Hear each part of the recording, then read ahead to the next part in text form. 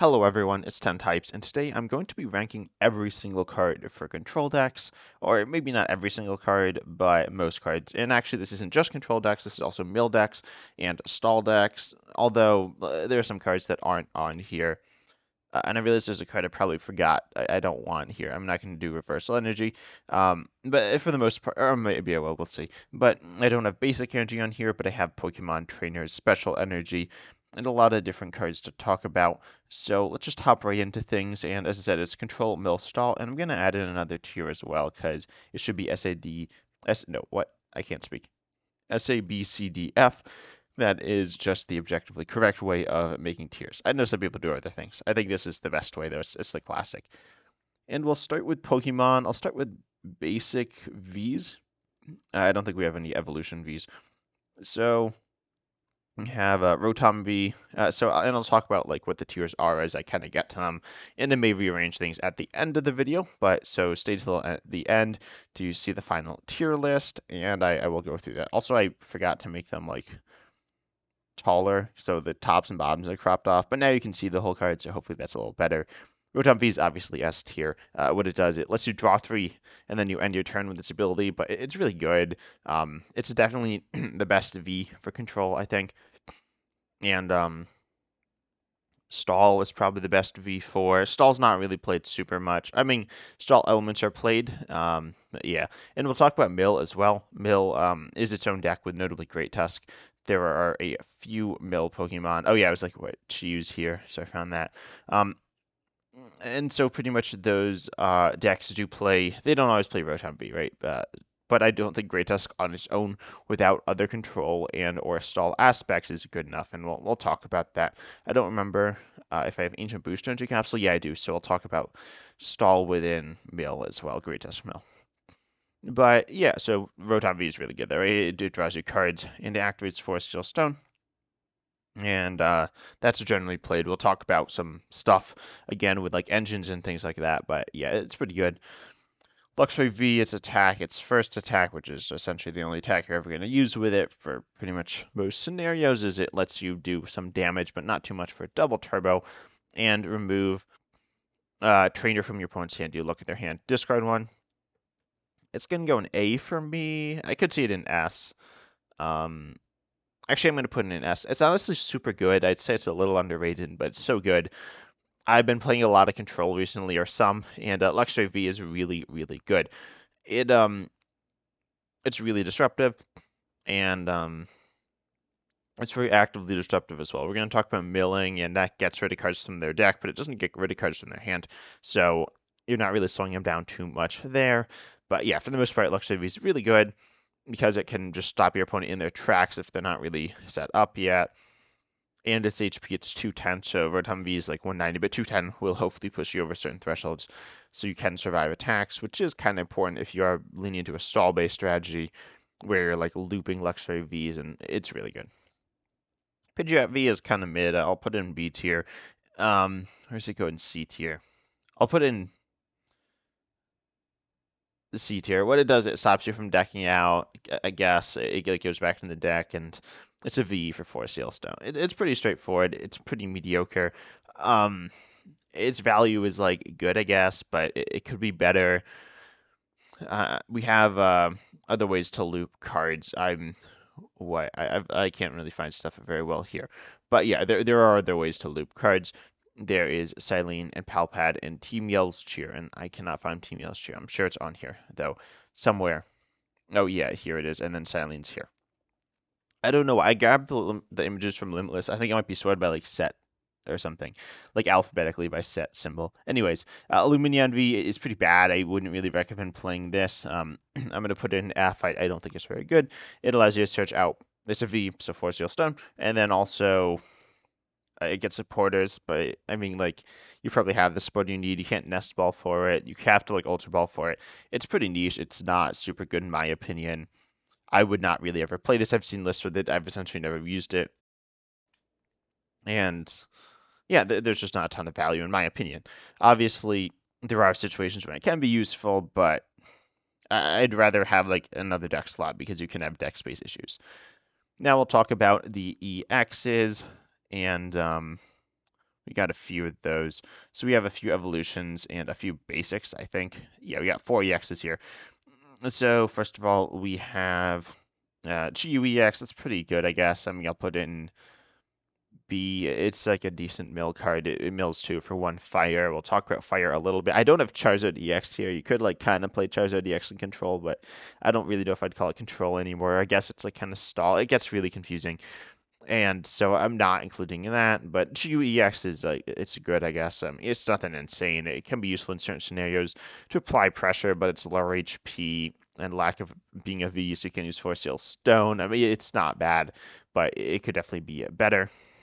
And yeah, you can chuck it in if you think it has a good value. Obviously, if it's in the active, you're not stopping them retreating, presumably at all. We don't have Spite Ups on this list because it's super awkward. It could be used with that, but as I said, it's super awkward. So, and Spite Ups EX, I should say. Chew EX is decent for milling too, though. It's good. I guess I'd recommend you include it, but it's not needed. Cloth EX, like walls, I think that's 220 HP. It's like a wall stall kind of card, and then when you hit into it, you discard energies. Honestly, I find it pretty bad. I'm going to put it in F. I don't really see the value. I've played it like a few times. It's completely underwhelming in my opinion. It doesn't do anything because it just kind of sits there, and so you kind of Rotom V behind it. It's an okay wall to hide behind, but it does give up 2 prizes and is probably going to die. Discarding 1 energy is not that bad. We don't have Espathra here. Espathra EX or the single prizer, for that matter, because they're really attacking focused and not really played in the same capacity. But I feel like you could kind of work those two together. But as I said, people don't really play Espathra in control, and it's not great for it. So I think Cloth it's pretty bad. There are other tankier Pokemon. It's not horrible in terms of its tankiness. It's pretty tanky, but I don't know. There are other things I'd rather play over it. I'd rather just have like my Luxray V in the active or a Chiyu EX in the active and actually get value out of those. Then with Wigglytuff EX, this is again another tanky Pokemon. I think 250 HP and it takes like it has 100 more HP or something like that. I don't remember exactly what it is, but it's very tanky. It's essentially the best tank in the game, but it's an evolution and it kind of needs to attack. And so the idea is you can kind of hide behind it and like take extra prizes or take prizes. That's kind of sketchy. I think it's not terrible, but I'd put it in D tier. It kind of requires you to change your deck a lot because you need to add in more energies and potentially energy acceleration. Giovanni's Charisma, I don't think I have here. You could play that with it, but yeah, I don't know. I'm not a big fan of Wigglytuff EX. I know some people like it, but it is what it is. Next up, we have Pidgeot EX. Also, potentially my opinions will change in these cards, so I might do an updated video. But Pidgeot EX is going to be A tier, filling out the rest of the tiers, or the last remaining tier. The reason it's good is it gets you every card you want, or any card you want every single turn. It doesn't give you a lot of quantity. It's actually, we don't have a lot of engines here. We don't have Kirlia engine here, or Barrel engine. But Barrel engine in control, I've tried it. It's okay. It's better than you think, but it's not that good. Kirlia's not on here because people just aren't playing it for whatever reason. Like at all, I've never seen a Kirlia list post rotation. I'm sure they're out there, but I haven't seen any. Yeah, I mean, it's good though. Pidgeot, it gets you set up really nicely. Pidgeot EX, and so yeah, it's pretty good. Nothing insane to say about it, but it's nice. Obviously, this is rare candy. I don't think I have rare candy on this list. I might. Obviously, you like play it with rare candy. You could technically play it without rare candy and like do other stuff, and I'm not a big fan of that. But yeah, so I think Pidgeot EX is pretty good. I think it's not better than Rotom. So if you're like, oh, do I play Rotom or Pidgeot? You play Rotom. They're different though, right? So Pidgeot EX is nice. It makes decks harder to play in. We'll talk about that a little bit later. But Pidgeot EX allows you to attack while you're still also getting cards you need. But it only gets 1 card every turn, which is the downside. But it's fine. Next, I'll talk about the rest of the Pokemon, I guess. We'll start with the basics, as most of them are basics. And then we'll talk about the evolutions, which are a few, but there's not too much to say about the evolutions.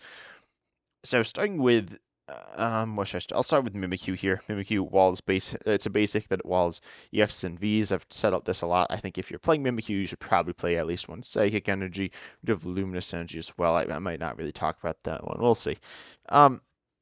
Mimikyu, though, is good. I guess I'll put it in A. It can be just a simple wall to buy time behind as you Rotom V, Pidgeot EX, probably Rotom V. It's better in Rotom builds. If you're running in Pidgeot builds, that's completely fine, but I would probably put in the energy to be able to attack with it. When I say Rotom builds, I mean builds essentially a Snorlax build with a Snorlax control build without Pidgeot, right? Then Mimikyu's better as you hide behind Mimikyu while you set up with Rotom. But yeah, Pidgeot it's I don't think you need Mimikyu. It can be useful in certain scenarios, but I don't know. I guess the value is that you put this into play, and then you're now you to put an attacker into play that could potentially be gusted up and trapped or something. It just isn't a very good attacker, which is, I guess, valid, but it's kind of it's usable and it can be really good, but for the most part, I think it's a little overrated without the attack ability to attack. But when you are able to attack with it, it can be really nice and is annoying to have to deal with. I think I've convinced myself to put into B though. It's good, but not quite S or A either. Next we have Comfy. It's a draw engine. It's bad. I know some people play it. I don't really get it. I mean, I get it gets you the cards, but I don't know. I don't really love the value there. It gets you like probably like 2 or 3 cards throughout the course of the game, which isn't like not bad, but it's not that good either. I guess I'll put it in D. Now we got Great Tusk. Great Tusk obviously is its own deck. As its own deck, it's kind of bad. I think many people know that by now. It's just not very good. It doesn't mill enough cards. As I said, you can pair it with stalling things, so you have tools to give yourself more HP and stuff like that. But Great Tusk is not that good, but on its own, but paired with other things, it can be good. So I'm gonna give it a C. I don't think it's quite good enough. The tiers are kind of ordered, but not exactly. I think Great Tusk is yeah, I think Grid just has some serious potential and like within the context of other decks, but and so in that sense you can like kind of have it as a replacement to Chi-Yu as a single parser that mills more and has almost as much HP, but then it does require the use of an ancient supporter to mill those 4 cards, or it can be used to mill one and again have the high HP, which is technically valid, although it's not great. Next we have Radiant Char, also Radiant Charizard actually. Um, we have Mantine. Mantine, the idea is that it goes ahead and brings a Pokemon from the discard into play. This card's really good. I think it's a little underplayed. Right now, I'll put it in A. It's really good. I personally recommend it in any control list that aims at trapping a Pokemon in the active, which is pretty much all of them, that plays energy, which again is pretty much all of them. I think Mantine's super good, a little underrated. It's not as good as Echoing Horn, but it's still pretty good. Next we have Mawile for trapping. This is the best trapping card in the game. Oh, I think do I forget Snorlax? No, I have it. So I'm talking about Snorlax. I missed the colorless Pokemon. Anyway, so Mawile versus Snorlax, big debate. It's not that much of a debate, but Mawile's better. Mawile's just better. Snorlax is an A. Mawile's an S. Snorlax is easier to use. You just kind of sit behind it, Rotom V, to draw cards, and Mawile, you just sit behind it. But then if you're putting gusts around it, you don't just like lose. So that's why Mawile is better because it can't be gusted around, or not to the same extent Snorlax can. Mawile is really good. It's probably the best control card in the game. Snorlax is still really good. I'm not saying it's bad, but Mawile does it a little better. It's a little more difficult because you do need to attack with it. But when you're using Snorlax, you're not attacking anyways. You are going to potentially Rotom V, but you're not attacking. So that's why I think Snorlax isn't as good as Mawile. Again, you do need energy, and you need certain things with Mawile. It's less tanky. There are a lot of things that make it in some senses worse, but it does what it's supposed to do better. Regieleki recovery, as well as Ursaluna, which is a recovery stage 2. Ursaluna recovers any 2 cards as a stage 2. Regieleki recovers a trainer for 1 energy on a basic. I guess Ursaluna is. I'm going to put them both in C. I'm not super familiar with either of them. I played a lot of Regieleki. I played some Ursaluna. Although kind of, I've mostly just played Ursaluna as like a joke. Ursaluna is decent, I think. I don't know too much about it. As I said, I haven't really played it. It's kind of more setup-y. It's kind of reliant on a lot of rare candies and stuff, but it's a pretty interesting deck, and it's kind of tanky. It's fine. Same thing with Regieleki. It's fine. It does allow you to recover resources. It's really decent for that because it's really cheap. It's 1 color on a basic, which is really good. But at the same time, it's like It's just one card, and it's not every card, it's just a trainer. So it doesn't always do exactly what you need, and oftentimes you want to use it at the end of the game, but then you're releasing the trapping lock or whatever. So I'll put it in C. It's pretty good. I could see moving up a little bit. Now we have Bouffalant, which removes energies, and it blossoms energy attached to your opponent's active for 3 energy. Through colorless, it does do damage as well, but that doesn't really matter. Bouffalant is not bad, but it's obviously it's more of an it's like very expensive compared to pretty much every other card. I think Bouffalant is gonna go in D tier. It's not super efficient at what it does. It's not. It can be useful in certain scenarios, but it feels like a Hail Mary a lot of the time to me. You need to get a little lucky, or your opponent needs to like play kind of weirdly into it, or you need to like do weird things. It kind of goes, yeah, it's kind of like a risky card. So yeah, it's gonna go in D. It's not bad, I guess. I'm not a big fan of it. It's certainly not as good as a lot of the other cards here. Now we have Chandelure on play at Mills 3.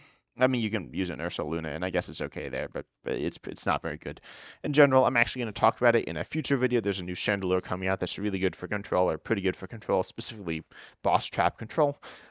But or yeah, specifically for Erica's Invitation, I'll say, which we'll talk about in a moment. But that's not out yet, so the Chandelure is going to be an F. It's not terrible, I guess, in one specific deck, but for the most of the time, it's not very good. Next, we have Radiant Charizard and Luxray. I think Luxray is worse than Radiant Charizard because this requires you to play Reversal. I'm actually gonna, yeah, I'll do energies after this. So, Charizard, Radiant Charizard being able to like hit for good damage. I think it's useful. I haven't fully mastered it. I don't entirely get how it works because it's a little awkward. The idea is to like take big knockouts, but Radiant Charizard does more damage and it's a basic and it's for less energy. So Radiant Charizard is going to go in B. I think it's useful. And I've definitely found scenarios where I'd like it. Oftentimes, though, it is kind of awkward as well. And you do have other attacking options, most notably Pidgeot EX, which does not do anywhere near as much damage, but can do enough in certain scenarios. Luxray, I'm going to put in D. I'm going to put in F, and same thing with Reversal. I'm not a big fan of these cards. They can hit weakness. They can do certain different things that Radiant Charizard can't, but not that many. So I'm going to put it in F. Next up, we have a bunch of special energies, including Reversal, which popped an F. Luminous, I guess, is in C. I don't really know like what to say about it. As I said, Mimikyu like Psychic, so I think this is fine. It's useful in a number of scenarios. You obviously can't super ride it back, and there's a few weird things, but I think it's fine in C here. I think it's a little underplayed, but it's nothing insane either. Mist Energy preventing effective attacks, again useful with Mimikyu, but a lot of the time it's not useful. There are other special energies that I'd rather have over Mist Energy, so I'm going to put it in D tier. Jet Energy is pretty decent. I'll put it again in C tier. It allows you to switch into the active on attachment. It's kind of awkward. There are definitely times when you don't want to switch in, but for the most part, I guess it's good. Nothing insane though, because Double Turbo's it's the best. It's definitely going to end up in A tier, not quite S. It allows you to attack with a lot of other attacks that you can't attack with normally, or as easily specifically. Pidgeot EX, Luxray V, which is more important, potentially Radiant Charizard, the Wigglytuff EX, Bouffalant. Potentially you can even attack with Cloth EX or if you're running that, or like Lumineon V, I guess. Snorlax, you can attack with Snorlax technically, and obviously any attacker that just attacks for 1 energy or colorless energy, it provides that. So like Mawile, I mean, it's fine. It also allows you to retreat if your retreat cost is 2, which is some Pokemon I kind of forget which ones it is, but it is a few. And so it is pretty nice. I think it's the best special energy in the game right now by a pretty wide margin, out of maybe except for maybe Reversal, because that is really good, but not in this, not in Control. Reversal can be really good in other scenarios, but yeah, Gift Energy is also good. I think you could play Gift Energy in Control occasionally. I could also cause you to lose the game. It could cause you to deck out, but I think Double Turbo is really good. I mean, it just has a lot of really useful cases. It's good. Next, what should we do? I guess I'll do supporters, which are really important, obviously. So we got a lot of supporters here because they're so important for control. They're really the heart and soul of control. And I don't even remember what we got here in terms of supporters. We got a good chunk, some kind of cool ones. And I guess I'll start with the draw-based ones. We do have, we have Arven here. Penny, that's not draw based. We'll talk about, I guess, Poke as well. So Iono is really good. You should always play Iono in control. It's definitely the best supporter. It's not super consistent, but it's pretty consistent. It's shuffled draw 6 essentially, and you disrupt your opponent. It's really good in control. I think it doesn't need to be a 4 of in every control deck or in any control deck, but certainly at least a 2 of it. I mean, it's really good. It's just really great for pretty much everything. Then we have Arven. I'll talk about Arven next. Searches for a tool and an item. We're going to talk about tools and items later, but they're good. I think the tools aren't super powerful, though. I think people build around Arven a lot, and it's good. It's not quite as good as Iono, though. I'll pop it into A tier, top of A, as it is very good. We don't have Roxanne, but Iono is almost always better than Roxanne. So yeah, Arven, though, is really nice in a number of decks, as it doesn't like lose you resources. It gets resources, and it's pretty precise in what it gets because it just searches out, but again, only gets you 2 cards. Then we have Explorer's Guidance, which looks at the top 6, grabs 2. It is actually pretty decent, and it most importantly enables Great Tusk. So I'll pop it in C. If you're running Great Tusk, you obviously run this. And if you want to tech in Great Tusk, you will run this, as opposed to Professor Salazar's Vitality, which isn't very good. It's very good for Great Tusk itself, but in every other scenario, it's pretty bad. I guess I'll put it in F. It's kind of weird. I probably shouldn't have included it on the list, but it's here, so it's an F. Next, we have Daisy's Help. Daisy's Help, draw 2. Look at the top. Look at your prizes.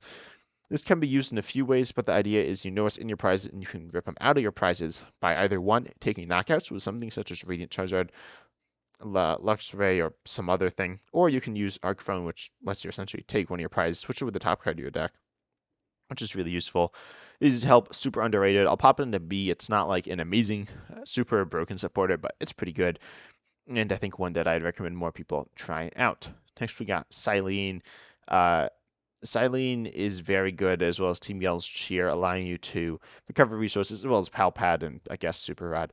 They're really good. They're definitely S tier. I can't really see any argument against that. I could see Silene maybe an A as like not super consistent, but it's really good. It recovers anything. Then we have some disruption cards, Airy and Misfortune Sisters. Misfortune Sisters mills from the top card of your opponent's deck, which is pretty nice. I guess it's gonna Misfortune Sisters. I'll put in B. It's pretty nice, but it's pretty inconsistent, and it's just something you kind of throw out there and hope to get a little lucky. Airy is kind of similar. I think it's a little better than Misfortune Sisters. I'm gonna put it directly above it. I think it's a little overhyped, specifically in control. It's like decent in control, but not insanely good. And so yeah, I'll put it in B tier. Then Giacomo is next up, removing special energy. We'll talk about Crushing Hammer later, but we talked about Buffalan. I mean, it's fine. I guess I'll put it in B as well. I'm not a massive fan of it, but there are definitely times when it's super good. There are times when it's pretty good, and there are times when it's somewhat valuable. And then there are a lot of times when it's pretty useless, but it helps against Lugia, which is a pretty bad matchup, and certain other bad matchups, so it can be really nice. Next, Eric's Invitation, ripping cards from your opponent's hand, popping them into place, really good. It's a little inconsistent, so that's why I'm going to drop down to A. Maybe that's kind of stupid. Maybe it should be in S, but I'll put it in A. Because of its inconsistencies, people play around it pretty well as well. They can often like Ultra Ball, or I don't know, maybe they're not insane at playing around it. It should be an S. It's a really good card. It should be an S. Same with the Boss, obviously that's an S. S isn't really ordered here. But yeah, Boss, as well as I'm just going to put Counter Catcher in right now. I mean, Counter Catcher is obviously really good. It's the actually no, I'll wait. But Counter Catcher is really good. Boss is really good. Yeah, very important for control. Sharon's Care is going to end up in D. It's useful in certain scenarios with Pidgeot potentially, but mostly Wigglytuff. Could be used with Ursaluna. Could be used with any colorless Pokemon. It scoops a colorless Pokemon back out from play into your hand, and all cards attached. The issue is a lot of Pokemon are basic, so like Penny's just way better, which is going to end up in A tier. It's not an absurdly good A tier card, but it's good. It's definitely a staple in controls, or it's a staple in stall. The stall like principle, it's what brings stall into the Snorlax control based stack. Penny is really good as it heals up and also acts as a switch. We see switch card on the list. We see escape. No, what's this rescue board? We see a few switch options, but Penny's the best one, or double turbo to retreat. Versatile scenario, useful in some scenarios, but not too many. I'll put it in C. I'm not really sure how I feel about this card. and it's a decent one. Not like not super busted. There are times when it's really good. You lose the cards attached, and I mean, oftentimes just super like Pidgeots because it can get evolutions, but then you can't. You need to like be able to play it back down again. It can be really nice though. Yeah. Nah, it's ND. I'm dropping it down. It's ND tier. Counter Catcher, obviously S tier at McGuss. If you're down on prize, it's an item. It's like arguably one of the best cards in the game right now, and so it's an easy S tier. I'm honestly gonna put it in S, the top of S. And all of Riota's Erica's Invitation, you're back down to A. Um, and I guess Luxury's out of S as well. And Rotom. Rotom's out of S. I'm decided. Pokegear, I don't think it's very good. I'll put it in D. I know some people like it, but it adds a little bit of consistency. But yeah, whatever. It's not consistent consistency, if that makes sense. So you're kind of just hoping. Then we have a bunch of like random cards. I'll put Arc Phone and Hisuian Heavy Ball here. Hisuian Heavy Ball is easy A tier. It's really good, really consistent for getting Pokemon out of your prizes, which are often the biggest thing that you need to worry about being prized. And it lets you see your prize as well, which is really nice for those of us who don't prize check, like myself. You can, like I kind of prize check, but it's useful. It can be used with Arc Phone, but realistically, Arc Phone used with Daisy's help, I guess it's a little worse than Daisy's help, but I'll put it right next to it. It gets cards out of your prizes. Next, I'll do the rest of the ball search. Oh, we have stadiums and tools, so we got to do those later as well. But um, we got Buddy Buddy Poffin. That's pretty bad. Someone like played it in some list. I don't even know what list it was, but it's bad. Nest Ball is really good, I guess. I mean, it's B, and Ultra Ball is going to be in C just because Nest Ball is obviously it's such as basics, which are most Pokemon on this list, and Ultra Ball is also good as it searches any Pokemon, which are all the Pokemon on this list, but most, as I said, are basics. Discarding can be useful. It has some use cases, but it's not broken in control. And then we got Switch Cart. I don't really know what to say about this card other than the fact that it's good, but I think you can get around it if you play well. So I'll put it at top of D tier and bottom of C. Doesn't matter too much, does it? Then we got ourselves the classic Lost Vacuum. This is like a disruption card. It's kind of janky and hard to use, but it's not that hard to use. But it doesn't seem that good on paper, in my opinion. But then all of a sudden, it is useful in certain scenarios. I guess I'll put it in C. It's not useful that often, but like bumping stadiums, it's arguably the best way to do that. And Lost Landing card from my hand isn't too bad. Next, we have, I really failed. I was trying to move the tools out of the way, but I really failed that. Palpad's easy S tier, not too much to say about it other than it recovers supporters.